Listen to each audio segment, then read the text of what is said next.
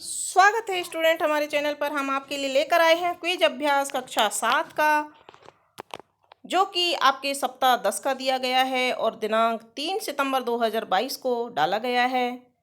इस वीडियो में हम आपको दिखाने वाले हैं सभी विषयों को क्विज अभ्यास, जो कि आपके कक्षा 7 में करने के लिए आया है।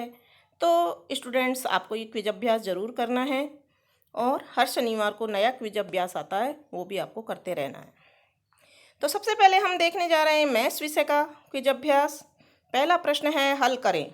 2/5 × 10 बराबर खाली जगह दे रखी है। ऑप्शन नंबर 4 यहाँ पर सही उत्तर होगा, 4।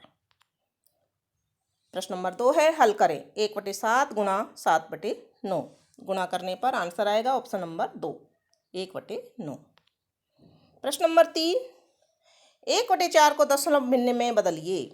तो हम यहाँ दशमलव भिन्न में बदलते हैं 1/4 को, यानी कि 1 में 4 का भाग देते हैं तो 0.25 ऑप्शन नंबर 3 यहाँ पर सही उत्तर आएगा, जो कि ऑप्शन नंबर 1 पर दे रखा है। तो यहाँ ऑप्शन नंबर 1 सही उत्तर है। अगला प्रश्न है, 0.2 को भिन्न के रूप में लिखिए। तो यहाँ पर सही उत्तर होगा 1/5, जो कि ऑप्शन नंबर 1 पर है। तो ऑप्शन नंबर 1 सही उत्तर होगा। फिर यहाँ एक चित्र दिया हुआ है, जिसमें से 10 खाने में से 3 खाने भरे हुए हैं। दिए गए चित्र में रंगीन भाग किस दशमलव संख्या को दर्शाता है? तो 0.3 को दर्शाता है। ऑप्शन नंबर 1 यहाँ पर सही उत्तर होगा। यहाँ दे रखी है एक भिन्न 3 × 7/6 बराबर क्वेश्चन मार्क दे रखा है। यहाँ क्या आएगा क्वेश्चन मार्क की जगह? ऑप्शन नंबर 3 सही उत्तर है। गुणा करने पर 7/2 आएगा।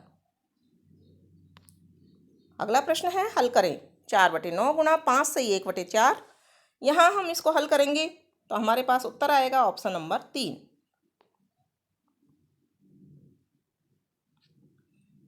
अगला प्रश्न देखते हैं।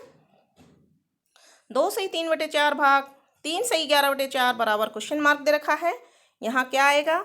हल करें और सही विकल्प चुने। तो हम यहाँ देखते हैं ऑप्शन नंबर 4 यहाँ सही विकल्प होगा, 11/23। अगला प्रश्न है, हल करें। 2/7 भाग 7 बराबर खाली जगह में यहाँ पर ऑप्शन नंबर 4 सही उत्तर आएगा, 2/49। अगला प्रश्न है, 3/4 भाग 3 का मान क्या होगा? तो यहाँ पर ऑप्शन नंबर 1 सही उत्तर है, 1/4। अगला प्रश्न है, 3 भाग 1/2 को हल करने पर प्राप्त मान का खाली जगह होगा। तो यहाँ पर ऑप्शन नंबर 3 सही उत्तर है, 6।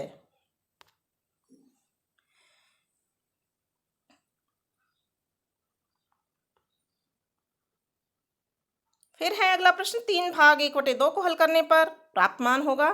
ऑप्शन तीसरा यहाँ सही उत्तर है, 6। आगे देखते हैं, हल करें। 11 भाग 2/3 इसका आंसर क्या होगा? तो यहाँ हम देख रहे हैं ऑप्शन नंबर 2 यहाँ सही उत्तर है। इसका उत्तर होगा 16 सही 1/2। इस तरह से आपका ये गणित का क्विज अभ्यास कंप्लीट होता है। अब दूसरा विषय है जो आपका क्विज अभ्यास में आया है, वो है साइंस विषय। तो साइंस विषय का पहला प्रश्न देखते हैं, इनमें से कौन सा प्राकृतिक रेशा नहीं है? तो यहाँ हम देखते हैं ऑप्शन नंबर 1 सही उत्तर है, पॉलिस्टर।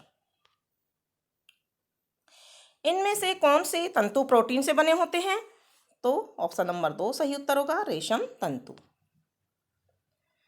प्रश्न नंबर 3 है, जंतुओं से प्राप्त होने वाले रेशे को जांतव रेशा कहते हैं। इनमें से किस जंतु से हमें जांतव रेशे मिलते हैं? भेड़, याक, रेशम का कीड़ा या ये सभी? तो ये सभी, यानी ऑप्शन नंबर 4 सही उत्तर होगा। अगला प्रश्न है, इनमें से कौन सा विकल्प भेड़ के ऊन के रेशों को संसाधित करने के लिए विभिन्न चरणों के सही रूप को दर्शाता है? तो यह ऑप्शन नंबर 4 सही उत्तर होगा, ऊन की कटाई, अभिमार्जन, छटाई, बर की छटाई, रंगाई और रीलिंग। तो इस तरह से ये ऑप्शन नंबर 4 सही उत्तर हो जाएगा। अगला प्रश्न है, रेशम के रेशों को प्राप्त करने के लिए इनमें से किस प्रक्रिया को अपनाया जाता है? कोकूनों को धूप में रखा जाता है या पानी में उबाला जाता है? कोकूनों से रेशे निकाले जाते हैं, रेशम की रीलिंग की जाती है, ये सभी? तो ये सभी यहाँ सही उत्तर होगा, ऑप्शन नंबर 4। अगला प्रश्न है, टसर, मूंगा, कोसा आदि इनमें से किस रेशे के प्रकार हैं? तो ये रेशम के प्रकार है, ऑप्शन नंबर 3 यहाँ पर सही उत्तर होगा। अगला प्रश्न है, रेशम के कीट के जीवन चक्र की किस अवस्था से सिर की विशेष गति से पतले तार के रूप में प्रोटीन से बना एक पदार्थ स्रावित होता है जो सूखकर रेशम का रेशा बन जाता है? तो ये प्यूपा अवस्था से स्रावित होता है। ऑप्शन नंबर 4 यहाँ पर सही उत्तर होगा। रेशम से वस्त्र बनाने की प्रक्रिया में कताई किसे कहते हैं? ऑप्शन नंबर 2 सही उत्तर है। रेशों से तागा बनाने की क्रिया को कताई कहते हैं। अगला प्रश्न है, रेशम के कीट के जीवन चक्र से संबंधित असत्य कथन को चुनिए। असत्य यानी गलत कथन को चुनना है। तो यहाँ हम चारों कथन में से देख पा रहे हैं जो तीसरा ऑप्शन है वो गलत कथन है। कैटरपिलर अपने जीवन की अगली अवस्था रेशम कीट में प्रवेश करता है। अगला प्रश्न है, इनमें से कौन सी वस्तु लकड़ी से नहीं बनती है? तो समाचार पत्र। ऑप्शन नंबर 3 सही उत्तर होगा। आगे का प्रश्न है, रोहन के बस्ते में किताबें, कुछ कापियां, पेंसिल बॉक्स, रबर की बॉल और शॉर्पनर है। इनमें से किसके गोल होने की संभावना सबसे अधिक है? तो यहाँ रबर की बॉल। ऑप्शन नंबर 1 सही उत्तर होगा। अगला प्रश्न है, विभू को मीठी चीज़ें बहुत पसंद हैं, उनमें से कौन सी चीज़ उसे बहुत पसंद आएगी? तो यहाँ पर ऑप्शन नंबर 3 रसगुल्ला सही उत्तर होगा। अब है हिंदी का क्विज अभ्यास। पाठ हिमालय की बेटियों पर आधारित प्रश्नों के उत्तर दीजिए। पाठ में हिमालय की बेटियां कहकर किसे संबोधित किया गया है? ऑप्शन नंबर 4 यहाँ सही उत्तर है, हिमालय से निकलने वाली नदियों को। प्रश्न नंबर 2 है, पाठ हिमालय की बेटियों पर आधारित प्रश्नों के उत्तर दीजिए। हिमालय की बेटियां पाठ की रचना किसने की है? तो यहाँ ऑप्शन नंबर 1 सही उत्तर है, नागार्जुन। पाठ हिमालय की बेटियों पर आधारित प्रश्नों के उत्तर दीजिए। लेखक को नदियाँ किस तरह की प्रतीत होती हैं? तो यहाँ ऑप्शन नंबर 3 सही उत्तर है, संभ्रांत महिलाओं के समान। पाठ हिमालय की बेटियों पर आधारित प्रश्नों के उत्तर दीजिए। हिमालय पर चढ़ने पर लेखक को नदियाँ किस रूप में देखने को मिली? तो यहाँ ऑप्शन नंबर 2 सही उत्तर है, एक दुबली पतली धारा के रूप में। पाठ हिमालय की बेटियों पर आधारित प्रश्नों के उत्तर दीजिए। नदियों का उछलना कूदना तथा उनका उल्लास कहाँ जाकर गायब हो जाता है? मैदानों में। ऑप्शन नंबर 3 यहाँ सही उत्तर है। पाठ हिमालय की बेटियों पर आधारित प्रश्नों के उत्तर दीजिए। निम्नलिखित में से कौन हिमालय से निकलने वाली नदियां हैं? तो यहाँ पर व्यास, सरयू, कोसी, उपयुक्त सभी। तो उपयुक्त सभी ऑप्शन नंबर 4 सही उत्तर होगा। यहाँ एक अनुशासन संबंधी एक पैराग्राफ दिया गया है जिसको आपको अच्छी तरह से पढ़ना है और प्रश्न दिया हुआ है, अनुशासन किसके विकास में सहायक होता है? तो यहाँ मानसिक और बौद्धिक विकास दोनों में सहायक होता है। ऑप्शन नंबर 2 यहाँ पर सही उत्तर होगा। फिर से वही अनुशासन का पैराग्राफ है और प्रश्न है, प्रस्तुत गद्यांश के लिए उपयुक्त शीर्षक बताइए। तो यहाँ अनुशासन का महत्व। ऑप्शन नंबर 4 यहाँ सही उत्तर होगा। फिर से एक पैराग्राफ दिया हुआ है और प्रश्न है, मनुष्य को सदैव किस प्रकार के कार्य करने चाहिए? तो यहाँ ऑप्शन नंबर 2 सही उत्तर होगा, जिससे समाज की उन्नति हो।